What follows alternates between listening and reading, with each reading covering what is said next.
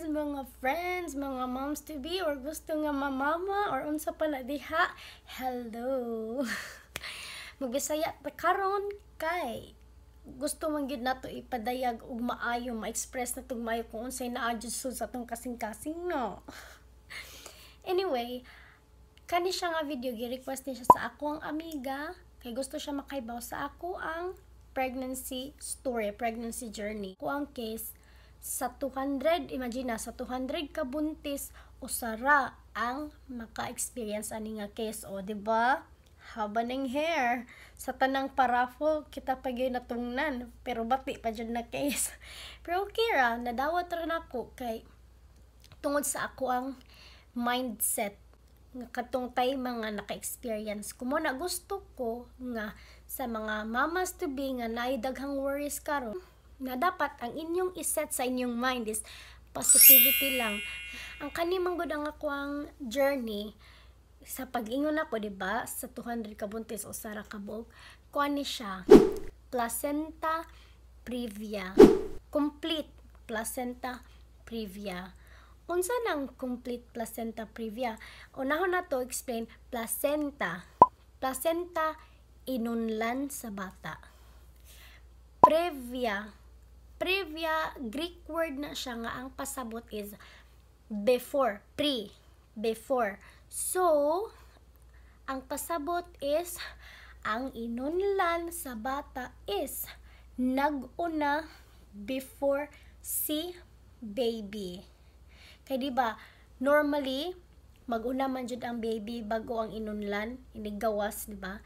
But ang ako nag-una ang placenta bago si baby and complete pa jud kay gikumpleto jud niya sirado ang cervix. Gitabunan jud niya ang cervix nga dili makagawas si baby through normal delivery.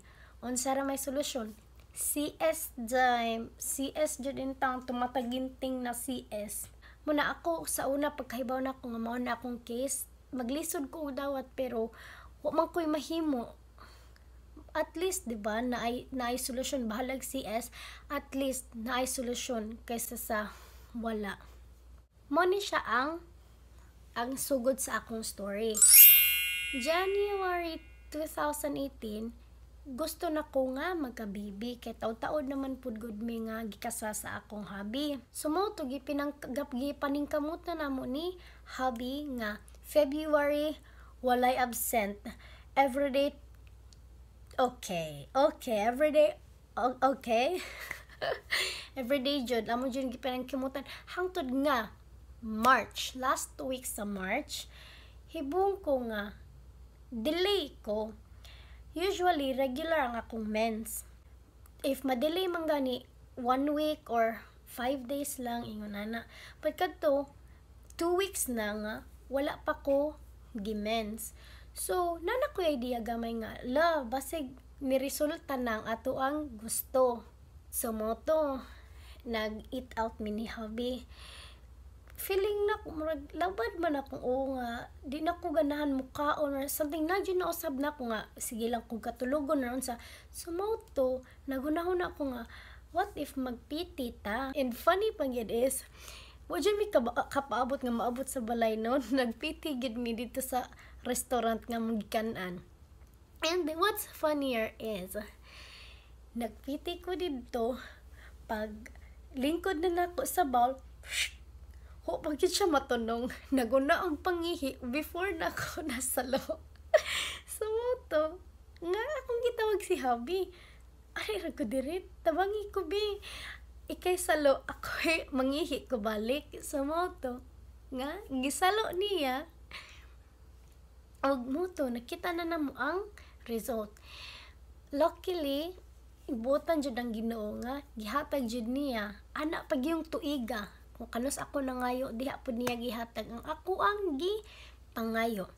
Pero, mo dyan nag-iingon nga, bisag, sana, kung hatagan ka sa Ginoo, kinahanglan makat-on ka. Nasad kay dapat makat-onan sa ana imuhang gipangayo. So, mauna to siya. Nagpa-schedule na dayon mini hubby og check-up. Nagpa-check up na. And, Puriyabuyag, na-adjud siya. So, muna to, fast forward ta. Ang condition ako as pregnant, okay ra, puriyabuyag, healthy ra si baby sa sulod. So, chika-chika ko sa akong friends. And there was this one friend, ganingon siya nga, ang secret daw niya, nga nung dali ra ni gawas si baby sa delivery room is, sige siya og lakaw. Sa sige niya og lakaw, ang ihang cervix bitaw is ninipis. Mo na nga, kanang time na nga mga anak siya, dawhig lang, slide lang si baby. So, naningkamot po ta, lakaw-lakaw po ta. Pero di ay, katong paglakaw-lakaw di ay is, di dito siya pwede sa ako nga situation. Pero, katong time mamangod, first, second trimester, ana rang doktor nga, oh, go on, be happy, have a happy pregnancy, you can do all what you want, and as long as healthy lang. So, wala po na problema, no? So, mao na to, everything was smooth. Pero pag abot na sa third trimester, 30th week na nako, nagpa-check up me, schedule na nako. Pagpa-check up na mo, oy, na-detect man sa doktor nga, si baby is os-os siya, low-lying siya. And, unsa man ang low-lying? Low-lying ka na bitong si baby is os-os na siya, and may possibility nga mag-bleeding ka and naay complications nga mahitabo kang baby, and napoy possibility nga mag-preterm labor ka. Nag-advisean ko sa doktor nga enough na sa ang kanang lakaw-lakaw, laag-laag nimo, better nga mag-bed rest ka. So mo to, nag-bed rest ko and nag-search pud ta. Katong time ang tuo na mo sa doktor is low-lying lang siya, as in normal lang jud siya nga low-lying, and wala pud mi nabala ka kay daghan man gud og low-lying nga mga pregnant women, and later mosaka ra si baby.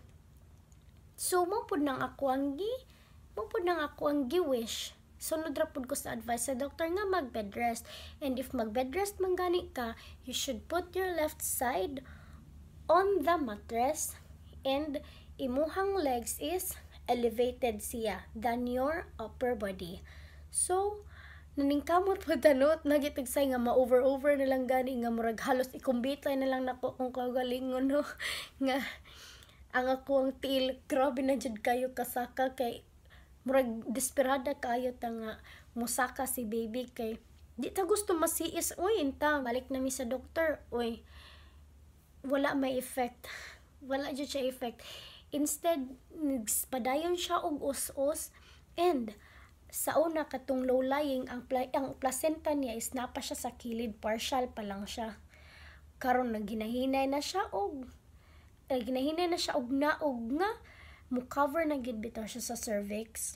Gi-advisean mi sa doktor nga 2 weeks from now, kung asa man gani siya plano manganak, asa man gani ko plano manganak, dapat magpa-admit na daw ko, kay ang ako ang case is something rare, kay ang placenta naman guniya ang nilihok.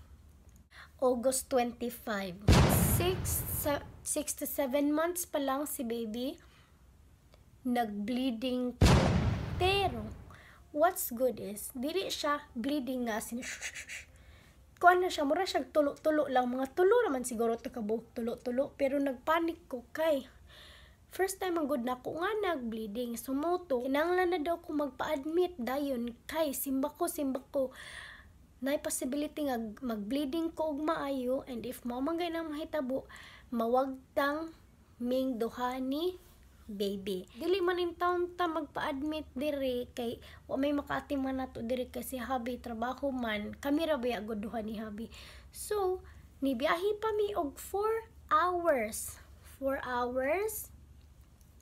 padong dito sa hometown ni habi, kay naaman iyang mama dito mga makaatiman nako. Na find out na jud nga complete placenta previa siya. Paghibaw na ko adto, di ko kadawat, grabe jud ang ako ang bitang murag kalagot or sa banga nga na jud biday na nga kung nabitaw kay feelings nga di nimo masabtan, imo jud i-blame ang Ginoo or imo jud siyang unsa-unsa ang ba diha. Pero sa kadugayan ni usab ra man pud nako akong mindset mo na nga jud sorry bitaw sa Ginoo ato ay. Kay ngano di ko kadawat nganong mo placenta previa man. What are the causes of placenta previa? Number 1, smoke. You are smoking. Di man ko smoker in town. Number 2 is you take drugs. Uy, adik ko sa gugma pero di ko adik-adik. Uy. Number 3 is nanakay previous case nga gi-CS ka or something nga major operation nga murag nasamad ang imuhang uterus mo na nga something na ni scar and didto possibility nga didto magtubo ang placenta. Pero wala man. Imagine na ha, mga anak pag akong due date is last week sa November. Pero August pa lang gi-admit na ko and habi na ko pila lang ka days nga i-admit ko dito out na dayon. Ohoy, aron ma-monitor day ta katong time hangtod na day ka nga mga anak sa hospital ka. Sige mo kong hope nga Lord. Di pala ginilate. Kay namang uban nag-search ko before nga ang placenta previa daw. Bisag nanaka sa 32 weeks nimo 33 weeks. Napay possibility nga mukalit lang og saka ang placenta. Pero kadtong time wala jud siya. So moto nag-istoryahan na mi sa doktor nga wa jud tay mahimo ani CS na lang jud ta. Pait bitaw sa akong situation no is na-admit ko layo ko sa akong bana. Bantay ra gyud nako no ang iya harag yung mama and sometimes bisitaon ko sa iyang family sa hospital and di pa jud ko kagawa sa hospital. Nagstay ra jud ko dito hangtod nga nanganak ko. Every time magkuha sila og dugo nako 800 ml for preparation nga simba ko inig opera nako. Grabe akong bleeding na sila stock nga dugo nako nga ilahang iabon na sa ako There's no treatment with placenta previa. Kay ang pagtubo sa placenta is either katong reasons nga akong gisulti ganina and also like sa baby na nga pagbuot kung asa niya i-implant ang placenta, asa niya patubuon ang placenta. Kana bitong feeling nimo gusto kag na kay mabuhat sa situation nga asa ka karon pero wa kay mabuhat kay wa lagi solusyon, walay treatment. So mao na ang kuha lang ato palabay na lang ko sa oras 2.5 months. Imagine, nagstay ko sa hospital 2.5 months and ang pinaka painful bitaw nga part sa ako ang pagbuntis is kana bitaw nag-need bitaw ka og mama, nag-need ka og family nimo pero wa kay mahimo kay ikaw raw sa kinanglan ka nga to be strong on your own. One of the painful things pud is kanang pangutanon sa imong friends bitaw nga kanos ka mga anak, ingon ana nya kabaw na ka sa imong self-good nga CS ka and naana pud mo date nga giistoryahan sa doktor nga kanang kanos ka mga anak pero ang imong istorya sa imong mga friends is baw lang kanos hapit na siguro ingon ani nag-pass if ka ba kay ikaw sa imong self di ka gusto nga kaluy-an kanila and di ka gusto nga kanang ma-feel nimo kay baw na gani ka sa imong situation ibalik-balik pa gyud og pa-feel nimo nga mo na imong situation di ko ganahan na gusto ko maka-escape ato sumotog mo naka-get through ko sa placenta previa is gi-accept na lang nako nga CS ko kay ngano mao sigurong CS ko kay siguro if nag-normal delivery ko pila siguro ko ka hours mag-labor or unsa ba or basin dili na ko makaya nga inig utong nako basig akong veins sa utok mubuto or basig na complications maron sa akong blood pressure mo na akong gikuan jud nga kadto sigurong journey daghan ang nausab sa ako daghan og kuan murag blessing in disguise siya sa una man dili ko ka-survive if wala ako ang bana. Everywhere I go di ko mugawas aside sa work di ko mugawas og wala akong bana kay di ko kay ba mo istorya og hinapon di ko kay ba makig-communicate sa mga tao di murag akong shell bitaw is as in closed kay siya nagtuyok ra akong life sa ako ang bana. Pero tungod ani akong journey nakat-on ko, di na ko mahadlok nga mo gawas-gawas, bahalag di mao akong hinapon, mo istorya na jud ko na mo na ako nakat-onan dito mo. Siguro pud na ang purpose sa Ginoo nga I have to get out from my shell. And also sa una man gud dili buotan ihang family akong in-laws, walay joy time nga nagkasuod jud mi nga yung anak jud ka long time nga naila-ila na ko jud sila. Pero katong time mga dito ko nagstay sa ilang hometown and everyday ko ibisitahon sa ihang mama, nagkasuod mi na nakaton ko what is Japan jud tungod atong time. Schedule na CS na ko gawas na si baby. After CS sakit jud siya, pero mommies dili jud dapat mahadlok. Ang ako ra jung ika ko anin yun no, kay na prepare yourself kung kaybaw mo nga CS magay mo, especially if dili emergency, daghan jud siya og kanang good points, labi na og di siya emergency. Kay ngano maka-prepare ka sa imong self, napoy uban nga makapili ka og unsa when ka gusto manganak. And also kadto ako ang case, wala ko kapili ato kung when ko manganak, kay ang akong doctor man gud is busy daw siya. Trust your doctor, talk to your doctor kung unsa imong gusto. Kay ako katong akong doctor gistoryaan jud nako siya nga if naamang gani ko sa operating room, gusto ko nga kuanan ko ninyo og warm blanket, kay naikuan nga mag-chills bitaw ka. Dapat warm blanket and with music pa jud ko nga nanganak. With music. Pwede man ka maka-request kay para makalma bitaw ka. Pero kadto lang after sa akong music is as in all unconscious jud ko. Di sila gusto nga mahadlok, kay ako laging case is very rare mahadlok sila basing magpanik ko if too much bleeding bitaw siya. Pero luckily gamay ra jud ang ako ang stock nga dugo is 2,000 ml, pero ang nakuan ra na bleed ra nako while nag-operate is 800 ml lang. O diba, God is really good jud, as in. And also if mahuman na ka og CS, ako nahuman kog CS, sakit jud siya, pero di ra ka mabalaka kay ngano pwede ka mangayo og pain reliever sa imuhang doctor. And also ang akong advice ninyo is after bitaw mo is-CS, ayaw lang pud ahata if kaya lang ninyo. Kay ako gikaya jud nako nga the next day maglakaw-lakaw nako, kay ngano if di bitaw ka maning kamot nga makalakaw na ka the next day, may possibility nga dugay ka pagawson nila sa hospital, ma-admit pa ka og pila ka days. Protect your, mas ninjud jud mag-binder mo mamis. Ako wala ko naka-binder mo na akong gimahayan, kay dili dayon tama ang sexy no, magbitay atong bilbil or unsa pa na diha. But mag-binder ka and don't hit your scars jud. Don't hit your scars and listen to your doctor's advice. Pwede ka di ka moalsa og mas heavy pa sa imong baby. And if possible, breastfeed. Ginan ko sa doctor nga if once mag-breastfeed ko, dali ra mo shrink, dali ra mo gamay ang akong uterus. And healthy siya sa body. Healthy para nimo, healthy food para ni baby. Dapat strong ka for yourself.